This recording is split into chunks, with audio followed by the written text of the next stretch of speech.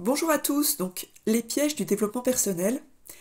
Euh, je pense que je suis bien placée pour en parler parce que je pratique le développement personnel depuis des années et même depuis des décennies. Et je suis tombée dans les pièges du développement personnel, euh, dans certains pièges en tout cas.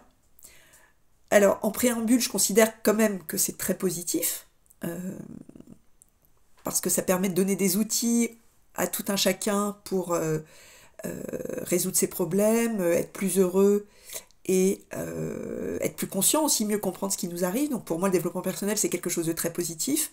Ça a été permis par une vulgarisation du savoir, un savoir comme la philosophie, les sciences, même la religion qui est très complexe, qui n'était réservé qu'à une petite élite, et maintenant qui devient accessible au grand public. Donc pour moi, le développement personnel, c'est très positif, mais bien sûr, il y a des risques. Quand on vulgarise un savoir, vulgariser par exemple des données scientifiques alors qu'on n'est pas soi-même scientifique, eh bien on peut se tromper. Il y a des risques de malhonnêteté, d'abus aussi, mais pour moi ce ne sont pas les pires pièges. Il y a d'abord des pièges qui sont liés au fait que le développement personnel c'est de l'exploration. On nous encourage à faire les choses différemment, à sortir un peu des sentiers battus, donc forcément il y a des risques. Donc ça demande de la prudence. Euh, Par exemple, moi, j'ai été végane pendant un an, je le suis à nouveau depuis quelques mois. Maintenant, il y a des véganes qui le sont depuis 25 ans, qui sont en très bonne santé. Mais il y a quelques années, c'était considéré comme risqué. Donc, il faut quand même être prudent. Alors, il y en a un qui est la gouroutisation. Alors, pas dans le sens de tomber sous l'influence d'un méchant gourou du genre le temple solaire. Non, c'est de devenir adepte d'une personne, une discipline, d'avoir une foi excessive dans une méthode, en oubliant cette attitude d'exploration et de chercheur et de ne pas se laisser emmener dans un modèle ou dans un outil qui ne nous correspond pas. Un autre piège, c'est d'utiliser en excès un outil de développement personnel, une pratique, une attitude, mais d'en faire une religion. La gratitude, par exemple, c'est magique, mais c'est pas la réponse à tout. Euh, il y a des moments où il faut s'énerver, il faut bouger, parce que les choses sont pas ce qu'elles devraient être en fait. Donc on peut pas rester en gratitude en permanence. Et j'avoue que j'ai parfois péché par excès de gratitude en voyant le positif partout, à un moment où j'étais pas du tout à ma place. Un autre exemple d'excès, euh, c'est de se cantonner, de rester coincé dans un rôle.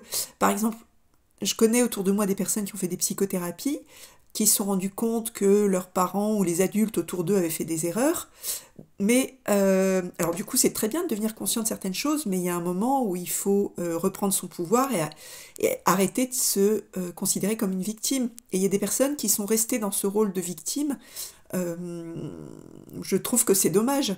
C'est dommage parce que quand on est en guerre contre son passé, contre ses parents, on risque d'être en guerre aussi contre sa vie. Donc à un moment, il faut se réconcilier. Enfin, je pense que c'est mieux que de rester coincé dans un rôle de victime. Un autre exemple, c'est l'introspection excessive. Moi, par exemple, c'est vrai que je me sens très à l'aise seule avec moi-même et en introspection. J'aime la méditation, j'aime l'analyse, j'aime réfléchir. Euh, mais à un moment, on ne peut pas passer sa vie sur un canapé, quoi. Il faut savoir sortir de son canapé et sortir, aller rencontrer les autres. Enfin voilà, faut pas rester des mois dans son canapé, quoi, en fait. Donc, le canapé, c'est quand même un des pièges du développement personnel. En fait, je dirais que c'est très difficile d'être acteur de sa vie et on a toujours tendance à passer dans le rôle du consommateur. Comme les gens qui passent 10 heures devant la télé tous les jours, qui se rendent plus compte qu'ils sont passifs, ben pour moi c'est ça, c'est le même risque de développement personnel, c'est de devenir un consommateur.